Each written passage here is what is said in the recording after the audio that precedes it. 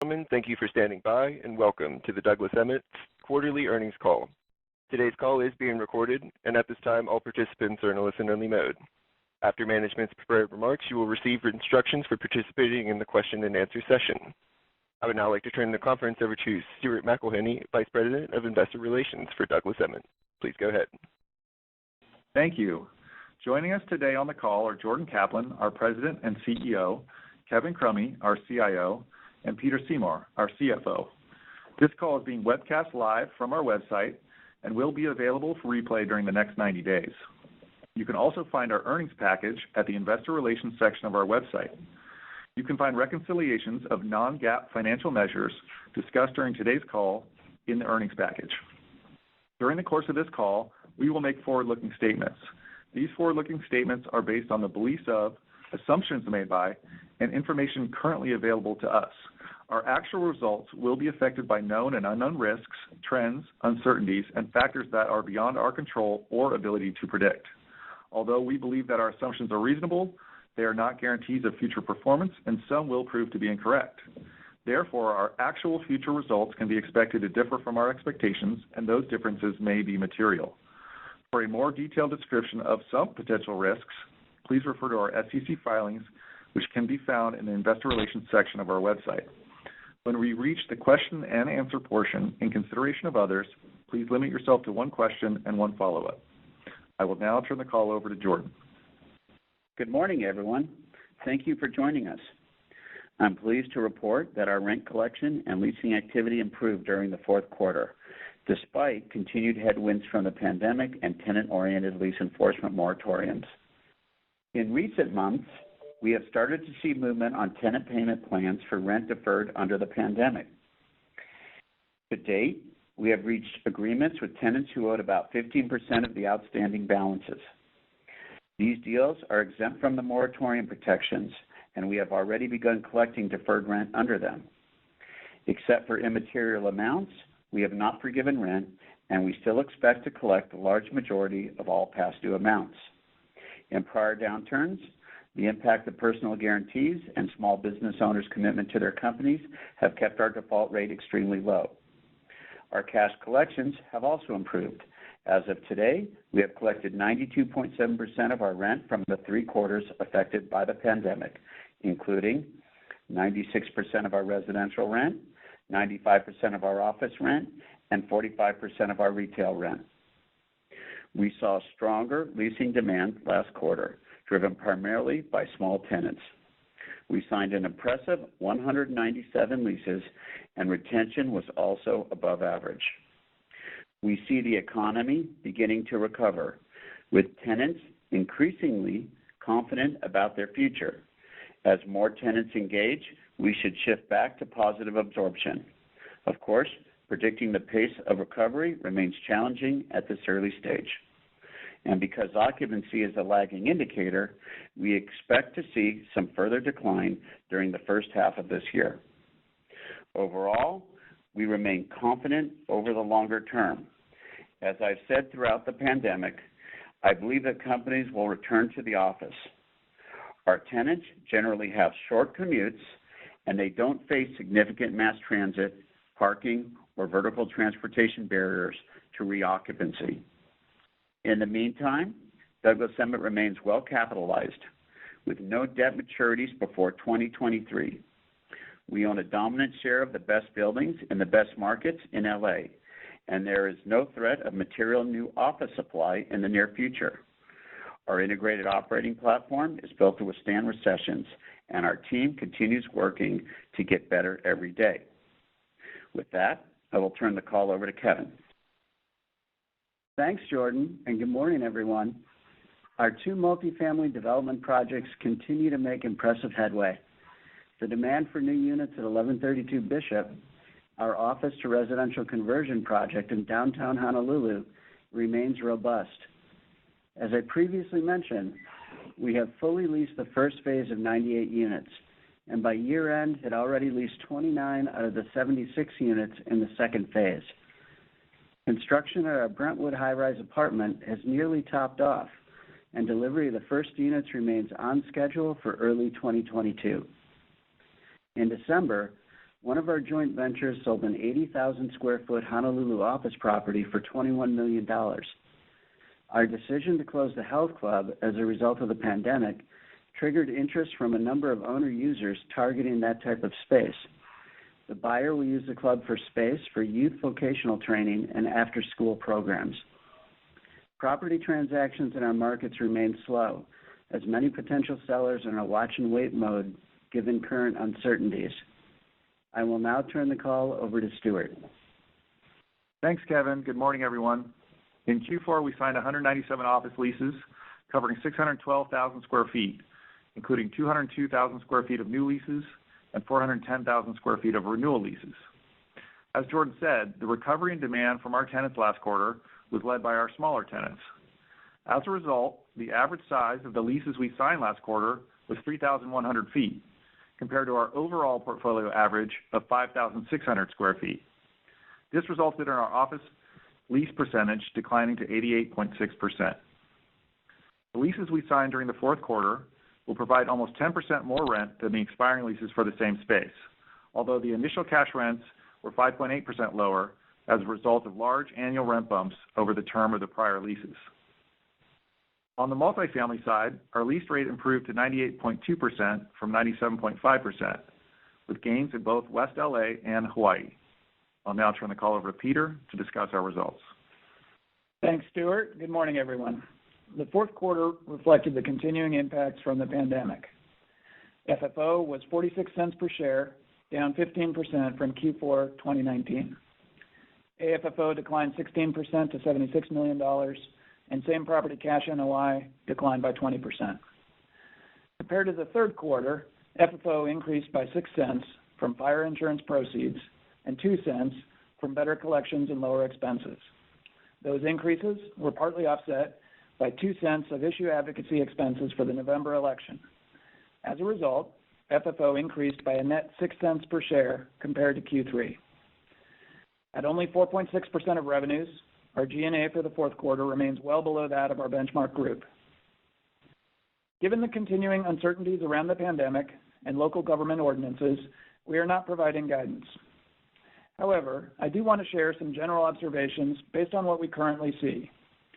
We expect further improvements in collections and parking revenue as the economy opens up and local moratoriums are loosened.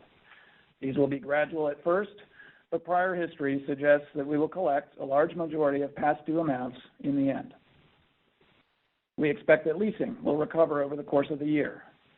Because it is a lagging indicator, we expect occupancy to decline, at least through the first half of the year. We expect straight-line rent to be minimal in 2021, largely as a result of tenants who were put on a cash basis in 2020. We expect revenue from above and below market leases to resume its normal decline. As usual, these observations do not assume the impact of future acquisitions, dispositions, or financings. I will now turn the call over to the operator so we can take your questions. We will now begin the question and answer session. To ask a question, you may press star then one on your touch-tone phone. If you are using a speakerphone, please pick up your handset before pressing the keys. To withdraw your question, please press star then two. Again, in consideration of other participants, please limit your queries to one question and one follow-up. At this time, we'll pause momentarily to assemble the roster. And our first question today will come from Nick Yulico with Scotiabank. Please go ahead. Hey there, this is Josh Burr with Nick. So I was hoping you could dig into kind of what drove the decision not to provide 2021 guidance, and then maybe you could provide some of your assumptions a little deeper on office occupancy, such as like retention rates on upcoming lease expirations and then new leasing volumes versus pre-COVID levels. So, okay, that's a lot of questions, but I'll hit them all. We didn't provide guidance because we don't have confidence in the way the pandemic is going to kind of withdraw and the economy is going to recover. And that just plays a huge role in it, more so even in our markets, because when, all the stay-at-home and the moratoriums are off, we think we're going to see a big change. You saw, and we said it in our prepared remarks that we're happy with what we're seeing on the leasing. because as you look at the last 3 quarters were the impacted quarters, you saw 125 new deals the second quarter, 150 the third, and now 200 new deals the fourth quarter. That's a very good trajectory, and it gives us confidence that when the market loosens up, when the stay-at-home orders are off, when people are feeling more confident about going out, we're going to do a lot of leasing. We know we have a strong market here, but the question of when that happens plays such a huge role in the way we lease and what our numbers end up being that we don't feel confident that we can give you good information and guidance to the way the year's going to roll out. So that's why we didn't give guidance. In terms of the leasing, it depends on that same set of issues. What was your last question? Yeah, it was just your thoughts on retention rates, and then on the level, what level of new leasing you would need for occupancy to actually improve. Well, I would say that retention usually runs in the very high 60s up to 70. So when you get above 70, you're doing very good on retention. I would say that what kind of leasing do we need to reverse things? Our history has been 750,000 to 1 million square feet, and when we were running at those kinds of numbers, and even plus, you saw our lease rate go up, and even at the 93 plus level, we were still moving up. When we're operating down in the 600,000 to 700,000, okay, now you start slowly sliding backward, even with good retention. So it's somewhere in that range that we need to get to reverse things. I feel the reason I'll say again that I feel good about all that is, last quarter was brutal, right? Everybody got sent. The ones that were poking their head up got sent back home again, right? Because it was so tough vis-a-vis the pandemic. And still, we did a lot of deals. Now, and I understand that it was 3,100 feet, and our typical is 5,600 feet. But that gives you a very good feel for how the market feels about wanting to come back, and it supports the fact that we've said our core strategy and our expectation was that the small tenants were going to lead the recovery, and they are. Was that too much, or did I answer all your questions? No, yeah, you did. Thank you. All righty. And our next question will come from Alexander Goldfarb with Piper Sandler. Please go ahead. Hey, good morning out there. And sorry, I just hopped off another call, so apologies if you answered. But Jordan, I think in your opening comments you said that you have addressed 50% of the uncollected rents, and I recall you guys mentioning that there's about $6 million a month from people basically opting to voluntarily not pay you. So is the 50% addressed? Is that around the $6 million, the people who are voluntarily not paying you, or is the 50%? Alex, it's 15, not 50. That's what. Okay, that's why I asked. Okay, so the funny thing is, are convincing. Okay, when I was practicing reading the script, I think that Stuart or someone or Peter actually said, they're going to think you said 50. I'm like, no way. I'm such a good orator. I mean, there's no way that'll happen. Apparently it happened. Okay, well, I hope whoever took the over on that, you settle up with them. But basically, the 15% then of that $6 million monthly that's not paying that you've addressed, how did those discussions go, and do you anticipate that increasing, or was that 15%, those were the tenants who are going to settle up and the rest are only going to do it when the eviction moratoriums end? I think that process is going to continue. I think it will be much more rapid once the moratoriums are over. But I think people are trying to get back to work and are trying to settle up on all their impacts from the pandemic, and that's why we're able to start making deals now. And, basically, if you look at what were showing you outstanding. It was kind of all the rent that was due to us. We made deals on 15% of those deals. But what I thought was noteworthy about it is we didn't really have to give up any rent. It was really immaterial amounts, like tiny amounts. And so that tells you that, as we had expected, that these people have the ability to pay, and they're getting to the point now where they're like, well, I need to make a deal now, because when the moratorium's up, they're going to just tell us I have to pay the whole thing. So they'll do it now while the moratorium's there and say, well, I'll make a deal and I'll get some trajectory to pay, because they have kind of see it come to an end, right? Vaccines are out. The level of hospitalizations is dropping very fast in our area. So with that visibility offset against the vaccines, I think people figure, it's time to re-engage, and they want to get back in their space. Okay. And then the second question is, Stuart, appreciate the comments on the increase in leasing activity of the smaller tenants, but on your rent spreads, they they're sort of eroding from where they were in the third quarter. As you guys mentioned, the drop in anticipated occupancy, just residual. How should we think about the sort of trajectory of rents going forward? So the market returns to normal, leasing resumes, and gets more active. How do you think about where the rents will ultimately go? And sort of it's a prospective view that when we see your upcoming earnings releases over the next few quarters, sort of what we should anticipate as far as rent trajectory. I'll let you just point to me. I can tell you this. Number one, you need to see absorption, positive absorption.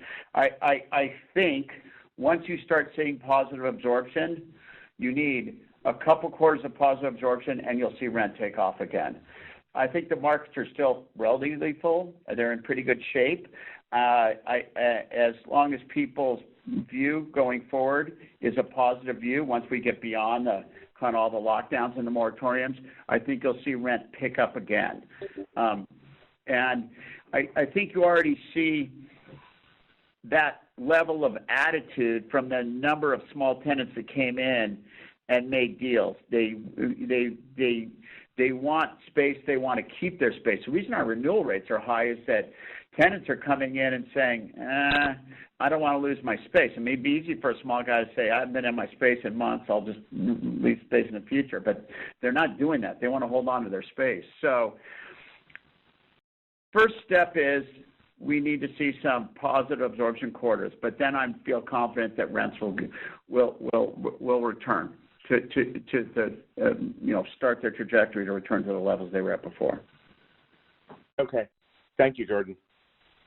Okay. And our next question will come from Frank Lee with BMO. Please go ahead.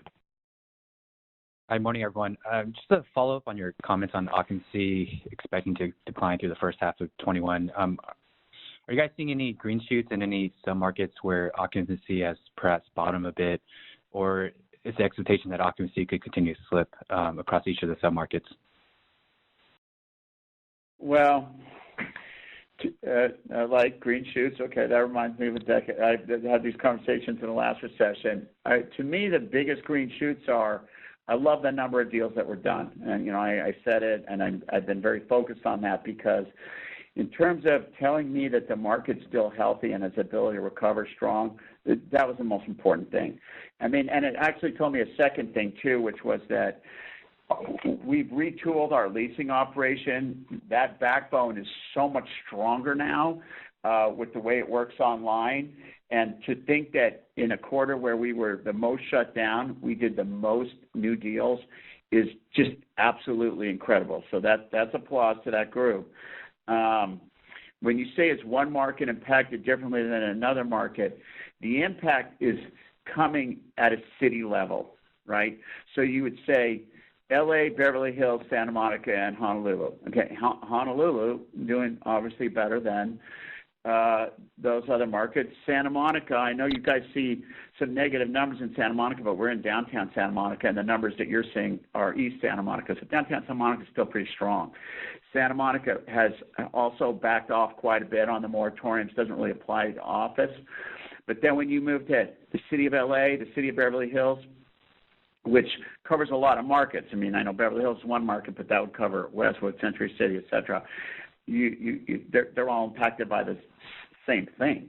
And so it's going to be hard to see a reverse in occupancy or positive absorption until the city lightens up on us. Okay, thanks. And then any initial thoughts on the bill that's being floated around in Hawaii regarding the eviction moratoriums and commercial leases? You know, it seems to be even more tenant-friendly versus the ordinances in California. Just curious, what do you think the likelihood that this passes, and thoughts on the impact it could have on the office market there? You know, we're just, at the beginning of the fun political season, and there's a lot of stuff that floats around. We got to get more into it. I can't comment on all that stuff yet. I feel like I just finished the last round, so I don't have much for you on that stuff yet. Sorry. Okay, thank you. And our next question will come from Steve Sakwa with Evercore ISI. Please go ahead. Yeah, thanks. Good morning. Jordan, you mentioned parking, but one line item that's also been negatively impacted has been tenant reimbursements. I assume, that's largely a function of occupancy going down, but you had a pretty big drop between 19 and 20. How do we think about the recovery of tenant reimbursements? Is that solely a function of occupancy, or is there something else going on? Yeah, well, frankly, the tenant, that's an extremely complicated line item, but I think the primary thing going on there is that we're in our costs of running the buildings have really gone down a lot relative to last year, previous years, maybe even people's base years. So it's hard. If you say what's going to happen to the bottom line, that's a different issue. I think we're just looking at things and saying we just have less costs, and then they keep kind of relooking at where CAMs are going to come in, and it's more a function of that than anything. It's not that there's lower occupancy. There is lower occupancy, so that has a very small impact. But I think the bigger impact of why you see when you see smaller expenses, which our expenses are way down, then I would say you better see smaller CAMs, right? And we are. Okay, well, it's just the percentage. If you looked at reimbursements as a percentage of expenses, it went down about 600-700 basis points. So I realize expenses may be coming down, but it just seemed like the percentage dropped quite a bit. So I can follow up with Peter offline. Maybe just switching to the fire insurance proceeds and kind of business interruption. I know that's a very lumpy sort of figure that you guys get. How do we sort of think about the timing of getting the units that were damaged back online, and what's the kind of the timetable? Is that going to be ended by 21, or does that sort of an indefinite time period there? I'll tell you what's going on is we're working with the city to make some very substantial changes to the fire life safety across all three towers that are in that project.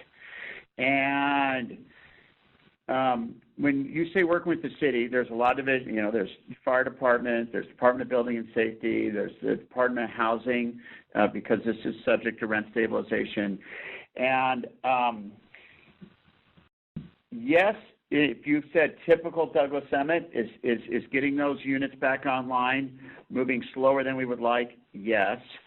But I would say I like the progress we're making with the city. Every department I named said, we're going to find a way to get there, to get you to be able to do a lot of the activities in those, the fire life safety stuff, modifications that you want to do. So I actually feel good about where that's headed, but just like many things, you don't always get what you want, you get what you need. And I think we will get what we need in the end of the day. But, what we're not getting is speed out of the city.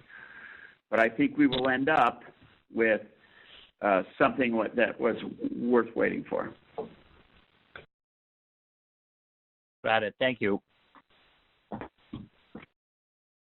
And our next question will come from Emmanuel Korchman with Citi. Please go ahead.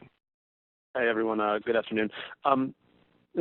Jordan, or maybe Stuart, can we dig into those small tenant leases that you discussed earlier, the larger volume? Just give us some flavor as to maybe the types of tenants they are and where they're coming from, and were these tenants maybe that broke leases earlier, now just coming back as the moratorium starts to wear off? Do you know that answer? I think what we've seen is, it's our typical diverse set of industries. We're seeing demand from tenants across the board, which is typical. It's not, it's not concentrated in one area or one type of tenant. So that was good. What was the second part of your question, Manny? Was it industry? Was there an industry concentration? No. I think this is Bill Emmett. Is this Manny or Bill Emmett? There's Manny. Sorry, am I starting to sound like Bill Emmett now? Yeah, you've been working with him for too long, I guess. Huh? You want me to rephrase the question for him? He was really trying to get into all the leasing of where it's coming from. Is there any differences from what you've been doing before? Any green shoots of the types of people that are leasing? Just trying to get more details around it. Yeah, the only thing I checked was because I think I saw something. Was it industry specific? And it wasn't. It was the same kind of spread on industries. I did get that info. It's a lot of deals. And I don't think it's any one market that got it like a lion's share of the deals. Beyond that, I don't have a lot. I mean, to me, the green shoot is I'm really happy we did 200 deals. That's a lot of deals. I mean, if this is non-pandemic time, and I know it's only 3,100 feet average instead of normal 5,600, you would normally say, wow, that was a lot of deal flow for new deals to do 200 deals. Right. And then if we can turn back to operating expenses for a minute, I guess you guys have cut those as much as you could in the buildings. How much of that is sustainable, whether or not, occupancies come up, or is it going to be a lockstep with people coming back to the buildings that the expenses increase?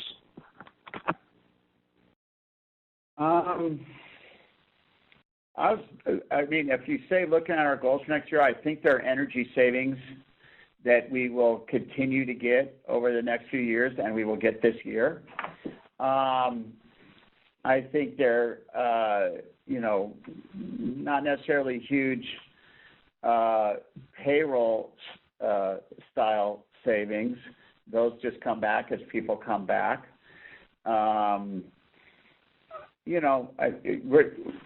We've cut the costs around the buildings dramatically. When the buildings are full again, we will keep a little bit, but not a ton. And of course, insurance is up, so we'll be living with higher insurance. And thankfully, property taxes will only move at the pace that they are prescribed to move under Prop 13. So you know what that increase will be. I don't have. I think every year we've done a good job of controlling and keeping the growth of expenses down. I don't know that something happened this year that caused us to say, wow, expenses compared to a full building before and a full building today will be down in some dramatic way, beyond the gains that we made on energy conservation. Thanks, Jordan. And our next question will come from Jamie Feldman with Bank of America. Please go ahead. Great, thank you. Can you remind us just the timing on some of the moratoriums that are impacting you and your thoughts on leasing? And I guess as we think about when they do start to burn off, as we think about the fact that occupancy was down 100 basis points this quarter, do you think the declines start to moderate from here? Until the time the moratoriums burn off, or how should we be thinking about that? First of all, I don't have that answer. Let me just start. I don't have that answer. And, the two things that I think about when you ask that question is, first, I hate to keep coming back to this, but we did a lot of new deals. Okay, so that means that the guy that's not paying us and a guy moved in next door to him that just leased a space, okay, that's giving a different feel to our community. The second thing is 15% of the money that was owed to us, they showed up on our door and said, we want to make deals. We know we're going to have to pay you, and we want to make deals, and blah, blah, blah. Okay, I go, that's a very good sign. This is all about attitude. The more, if they can see that, while these cities have kept doing moratoriums, say the moratorium will end on such a date, and then they go in on that date and they get political pressure and they go, okay, now extend it another month, now extend it to 3 months, now extend. Okay, I think the community is now thinking, wow, these extensions are coming to an end, and therefore they're making their own decision about those moratoriums, and they're coming in and wanting to make deals, lease space, whatever the case may be. So that makes me very hopeful for next year, and I don't know whether that will play out in a logarithmic way or in a just at a 45-degree angle, or what'll happen. But it's obviously starting to happen. Okay, but do you have the latest dates for these moratoriums? Or you're saying it doesn't even matter because they can always get extended? I don't want to be such a negative guy, but you're probably right to what you just said. I've gone and testified in front of city councils and done all kinds of stuff, and they, you get a lot of, they're nodding their head and they go, you're right, we need to, pull office out because I don't know why it applies. But then they just don't seem to be able to do it. Maybe the issue's too complicated to them. I mean, you got a lot of people on these the city councils never thought they were going to ever be doing this type of thing. Many of them have never seen a commercial lease. So,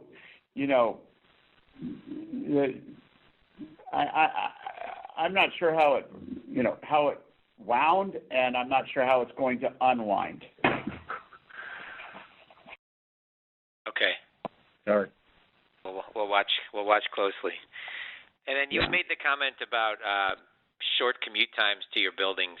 I'm just curious, have you guys run data that shows the commute time by the different submarkets that you guys are in or different buildings you're in? I'm just curious how it ranges across the different assets you own. So if you say, have we done a real surveying on what's your commute to work, the answer is no. If you're saying, do we have a feel for the communities that we draw from, for what buildings they're in, that answer is yes, and we put that together, and it's in a chart that we have. It's on our investor overview presentation, Jamie. Basically what we've done is saying, the decision maker, the guy that's signing the lease, deciding where the office is likely to live in the Palisades or Brentwood or Bel Air or Beverly Hills, right up the street from Wilshire, where we're concentrated on the west side, and then in Sherman Oaks or Encino in the valley. And those commutes are 10, 15 minutes down the hill to those major boulevards. Versus, on the west side, if you're going from the Palisades to downtown, you're more than an hour, you're in the car for 2 hours total, for the day. So we've compared those, and we have a chart in there that illustrates that. And that's what's driving the decision to stay closer to home for those decision makers to have that short commute. And we know that because our leasing people look at where the decision maker lives when they're showing them space and when they're making a decision about whether, they're going to engage in space for showing them or whether they're going to renew or whatever the case may be. That's one of the factors that we look at. Right, a guy that lives in Beverly Hills, the 405 acts as a pretty big barrier, right? So a guy that lives in Beverly Hills, he'll want to stay on the east side of the 405. He'll want to be in Westwood or Beverly Hills or Century City. And, same for west of the 405, Palisades, Santa Monica, Brentwood. They'll want to stay west of the 405 typically. And would you say that the buildings you bought in recent years extend the average commute time for your portfolio, or not necessarily? No, I don't think it extends the commute. Most of what we bought's been on the west side. Yeah, I think it's short. I think we have a bigger concentration in Beverly Hills, which draws a lot from that Bel Air, Beverly Hills, and even the East Brentwood market. And then the stuff we bought kind of rolling down towards Santa Monica draws out of Palisades, Santa Monica, in these areas. Okay. All right. Thank you. And our next question will come from Rich Anderson with SMBC. Please go ahead. Hey, good morning, folks. So you talked about this 15% of the maybe moratorium manipulators or whatever you want to call them, starting to make deals. Assuming you weren't booking that revenue, last year, how will this impact, your earnings profile this year? Will you have like sort of a recapture number in some of your quarterly results that could make it kind of lumpy, just in terms of the revenue stream? Well, I think most of these deals kind of go, during this year, and they pay monthly and they pay what they owe. So as more and more deals are made, lumpy might not be exactly the right word, but it is additive to the rental income each year, the rental revenue each quarter. Right. So you were not, because we didn't include it last year. Right. So you're kind of getting doubling up on the number, even though maybe it's a small impact, but that's the right way. Yeah, I don't know if I'd say doubling up since we didn't get it last year, but right. You're right. It will be a boost to this year, since we didn't get it last year. The other question I have is, you mentioned the leasing, smaller average users.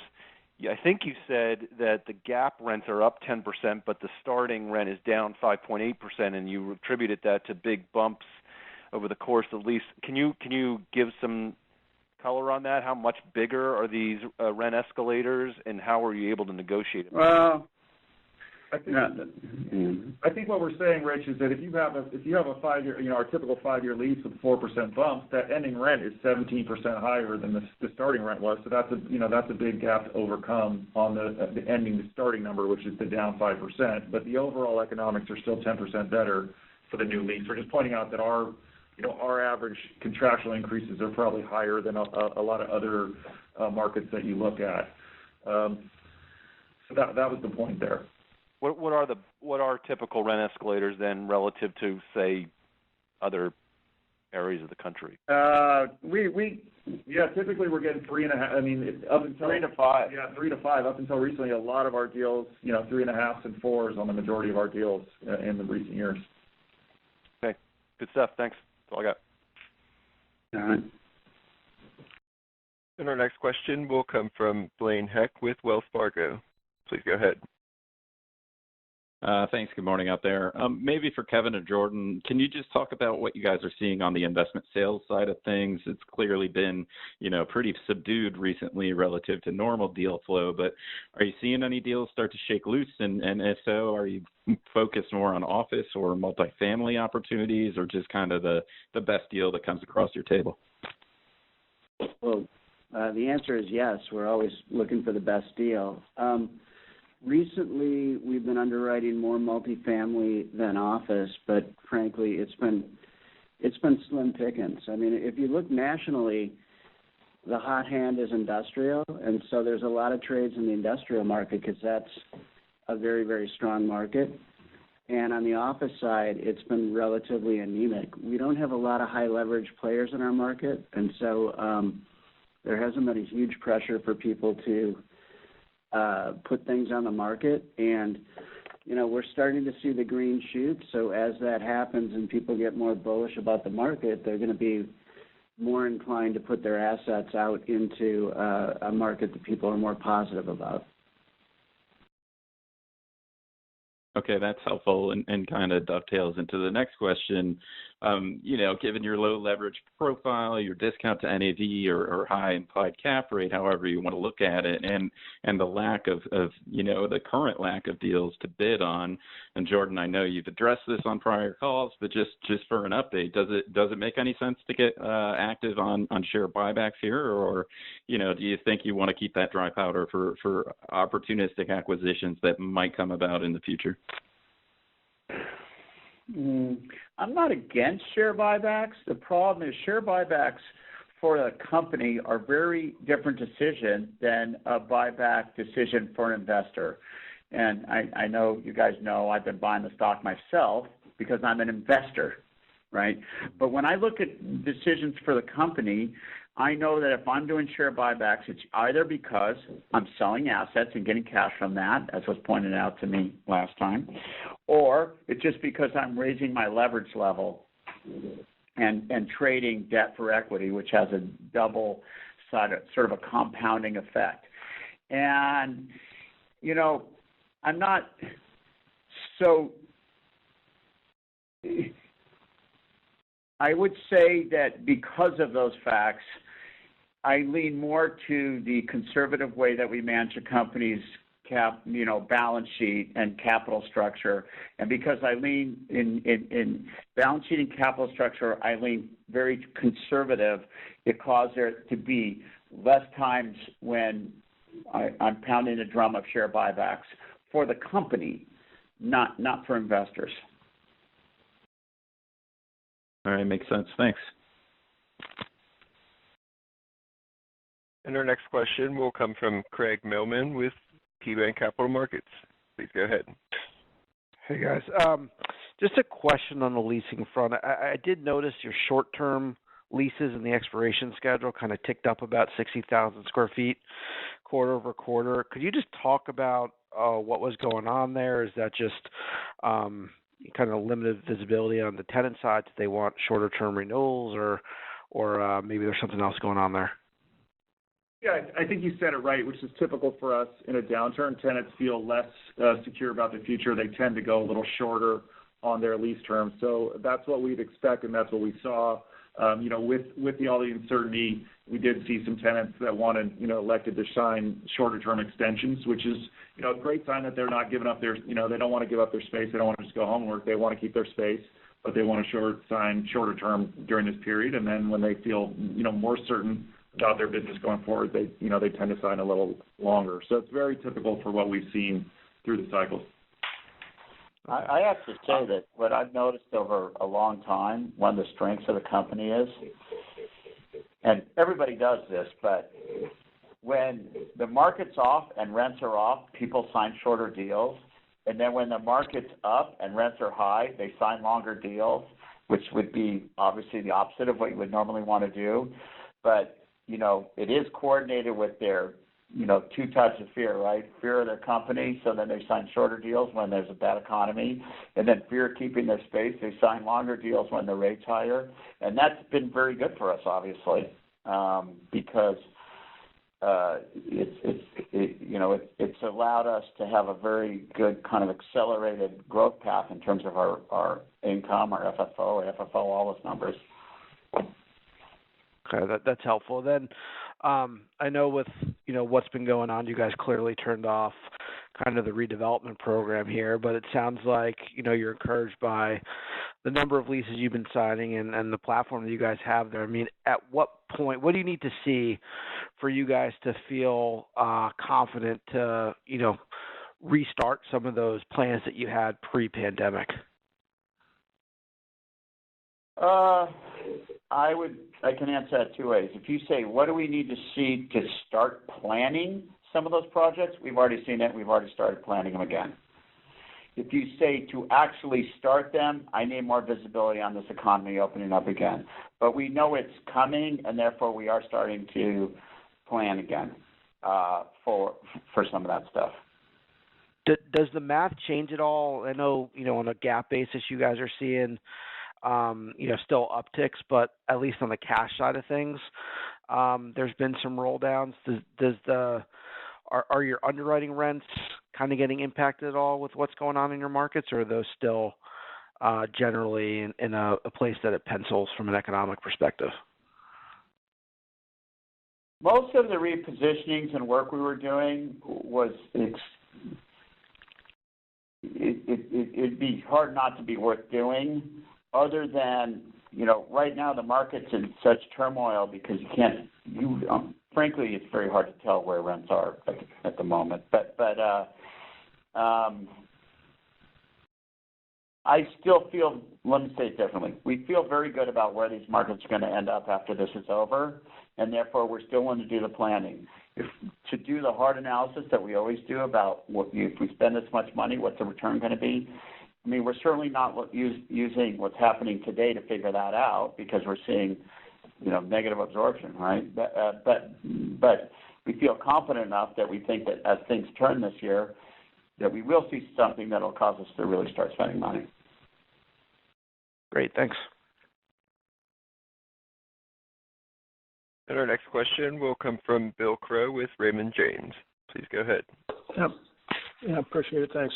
Jordan, how confused are your tenants about the future use and demand of the space? I mean, you signed a lot of short-term leases.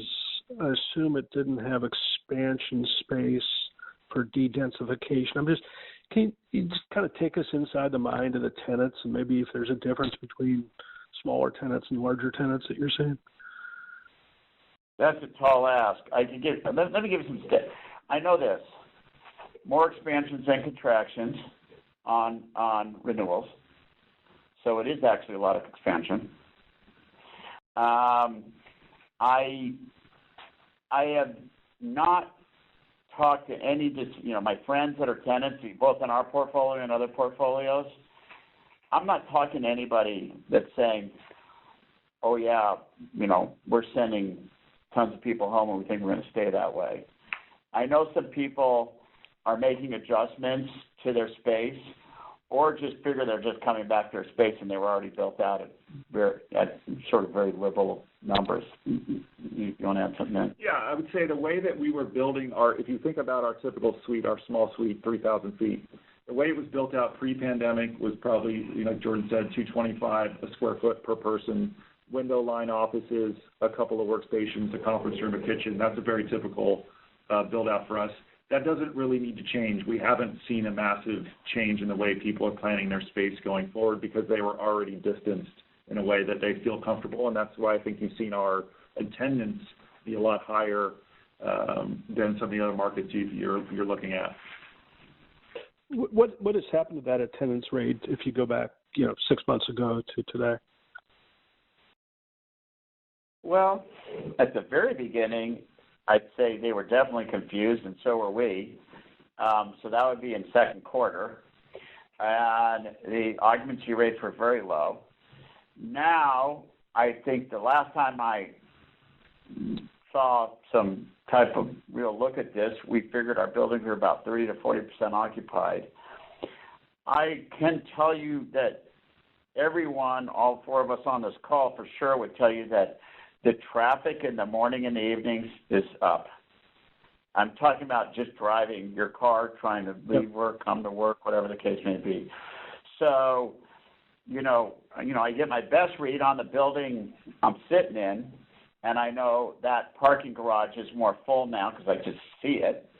And I know there's more traffic. I don't know everybody else's buildings or what's going on, but there's way more traffic on the road in the going to work time and the going to home time than there was even like 4 to 6 weeks ago. Great. Thanks for the color. And our next question will come from Daniel Ismail with Green Street Advisors. Please go ahead. Great. Thank you. Maybe just sticking with the mind of the tenants, how are you perceiving tenants looking to upgrade their space?